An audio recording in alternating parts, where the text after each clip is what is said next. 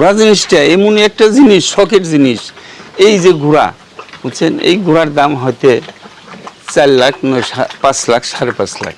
আর ওই যে আমার পাজারো গাড়ি আছে, অনেক দামি গাড়ি, কিন্তু ওই গাড়ির প্রতি আমার খেয়াল নাই। ঘোড়া নিয়ে যদি আমি একদিকে যাই, আল্লাহর রহমতে ঘোড়ার দিকে আমার মনের ভিতরে একটা ফুর্তি জাগে, এবং মানুষও 10 জনে ঘোড়ামুহি তামসা দেখে। আর গাড়ি নিয়ে একদিকে গেলে ওই রকম গাড়ি যদি 5টাও নিয়ে যাই, তে তাকায় না কে গাড়ি নিয়ে রুট দেখাতেছে, কিংবা একখানে দোকান সামনে দাঁড়াইলে ওইটা খেয়াল করে না। আর একটা ঘোড়া নিয়ে আমি গদি টদি দিয়া ঘোড়া সাজাই খুঁজে এনে ঘোড়া নিয়ে বাইর হইলাম, দেখ পাইন যে সেটা বলার বাইরে। মানুষ ঘোড়ামুহি তাকায় এবং জিজ্ঞাসা করে, চারিদিকে ঘিরান দেয়।